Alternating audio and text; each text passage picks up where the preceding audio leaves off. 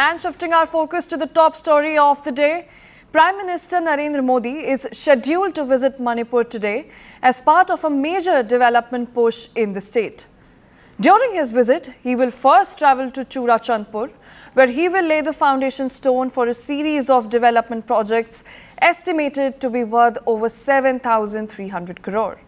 These projects are expected to significantly boost infrastructure and economic growth in the region after months of communal strife. Following the event in Churachandpur, the Prime Minister will proceed to the state capital of Imphal, where he will inaugurate completed projects valued at around 1,200 crores. This is a major development dive in Manipur, where the communal fault lines continue to persist between different groups. Take a look at these ground reports. For last 2 years, Manipur has been grappling with ethnic strife, violence, instability, loss of life. Presently, there is peace here. It's near about 8,500 crore developmental projects will be inaugurated by Narendra Modi. Here in Imphal and also in Churachandpur, huge arrangements have been made because he is going to do 2 sabhas, one in Churachandpur and second in Imphal. Here in Kangla Fort, inside the Kangla Fort, he will have a public meeting here, and you can see that huge arrangements, security arrangements are being made. Senior army officers have been here camping for some time, and they have been checking all the procedures. Senior security personnel, all the senior officers are here, and you can see that huge security arrangements have been made here. And also in Churachandpur peace ground, there also first Narendra Modi is expected to come there, and from there he is going to talk to the people out there and have a meeting out there. From there he is going to come in this Imphal, and here also he is going to have a meeting. So definitely lot of hope and expectation. People are expecting that the Prime Minister will come here, and they are hoping that there is a huge fracture in Manipur.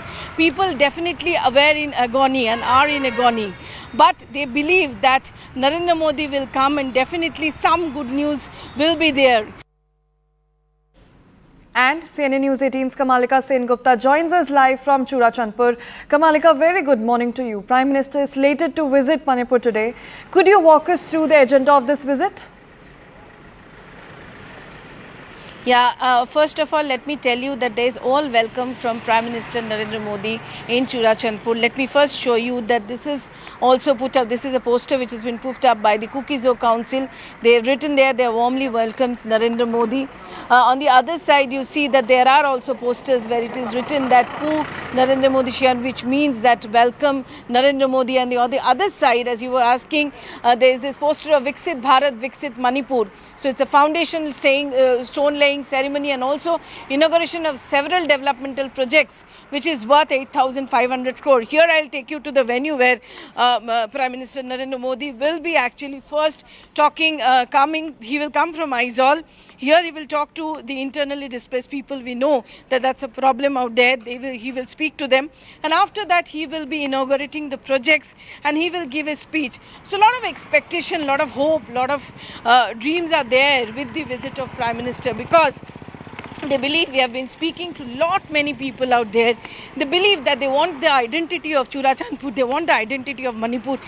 For a developmental identity, Manipur wants to move forward. They don't want a tag as, violence hit area, something like that.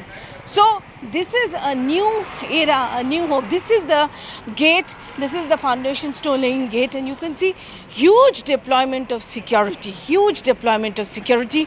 The road from Imphal to Churachandpur, anti-mines vehicles are studded with anti-mine vehicles, and they have been patrolling all through this entire road. As you can see that the CRPF, the Assam Rifles, the Manipur police, everybody is like totally cordoned the entire area, because this is the route through which Prime Minister Narendra Modi will be coming here. And definitely there is a lot of enthusiasm amongst people. We'll just like to talk. आपको पता है आज प्रधानमंत्री जी आएंगे? तो आप लोग खुश हैं? हाँ. क्या आशा रखते हैं? क्या आशा रखते हैं? अच्छा से देश चलाएंगे। हैं? आप वेलकम करते हो प्राइम मिनिस्टर को? हैं? वेलकम करते हो प्राइम मिनिस्टर को? नहीं समझ में आ रहा। अच्छा भैया, आयु आप खुश हो प्राइम मिनिस्टर आएंगे? हाँ? खुश हो? कहाँ पे? यहाँ पे? हाँ हाँ। हाँ आएंगे। अच्छा लग रहा है? अच्छा लग रहा है ना। और डेवलपमेंट कुछ प्रोजेक्ट्स यहाँ पे इनॉग्रेट करेंगे, वो भी अच्छा है आप लोगों के लिए? अच्छा है। So you know, all of them, they are saying, we have been talking to the people there in valley, in Imphal and also in the hills, that is in Churachandpur, in both the places. People are really happy that Prime Minister is going to come and the definition of Manipur will change. Manipur will no longer be grappling with the ethnic strike, but Manipur will move forward. That's the hope that people has from Prime Minister's visit. Right, Kamalika, thank you so much for giving us a sense of what it looks like today in the state. And now we move on as security has been increased ahead of the Prime Minister's visit to Manipur to reboot the Vikas mission in the state. We get you a deep dive into the genesis of the communal strife. Also, the measures taken and required for a lasting peace in the state. Take a look.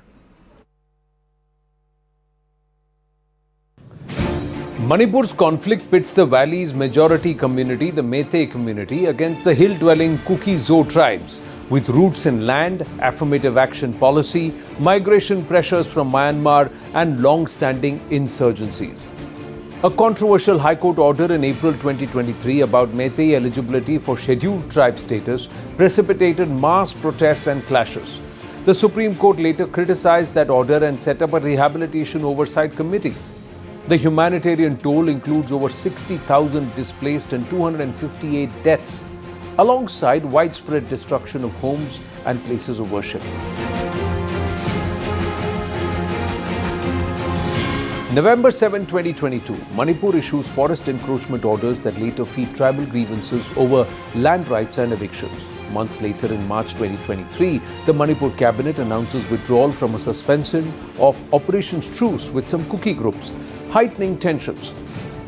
In April that year, the Manipur High Court order recommends ST status for Meiteis. It became the match that lit the communal powder keg. In May 2023, after the Atsum Tribal Solidarity March, statewide violence erupts, curfew and army deployments follow, along with shoot-at-sight orders. Home Minister Amit Shah undertakes a multi-day visit, meets both sides and announces measures for relief, investigations and confidence-building mechanisms. In 2023, Manipur witnesses one of Bharat's longest statewide internet shutdowns. In August, the Supreme Court takes suo motu cognizance and appoints the Justice Geeta Mittal Committee for Relief and Rehabilitation Oversight. The top court also declares the controversial High Court ruling as factually wrong.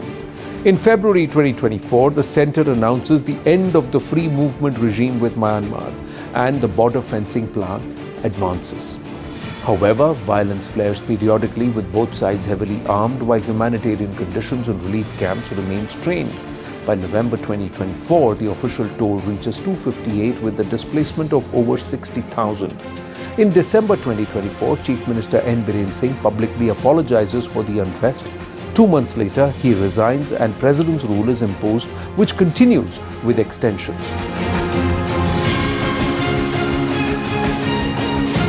What are the resolution measures? In March this year, rights groups note the state's de facto partition into the Meitei Valley and Kuki-Zo Hills with buffer zones and restricted movement.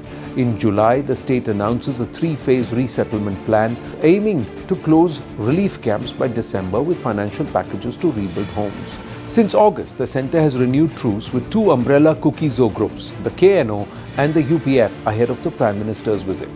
But Meitei civil bodies reject the extension and the Kuki groups insist on no free movement across the buffer zones, which includes key transport networks.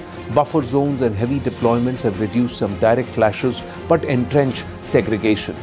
Meanwhile, Supreme Court, monitoring via the Justice Geeta Mittal Committee for Relief and Rehabilitation, has pressed for transparent data on destroyed and encroached properties and extended the committee's tenure.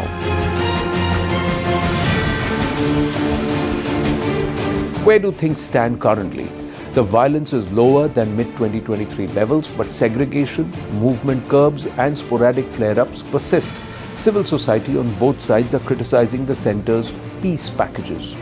The Prime Minister's visit sends a major message, but a durable peace will require credible, victim-centered justice through fast-tracked prosecutions as per the Supreme Court oversight, security sector reform and verifiable disarmament, negotiated mobility guarantees across buffer zones with community monitoring, transparent, needs-based rehabilitation and an inclusive political compact that addresses representation, land and forest governance as well as border management. Concrete steps to tackle these issues can deliver progress beyond an uneasy calm.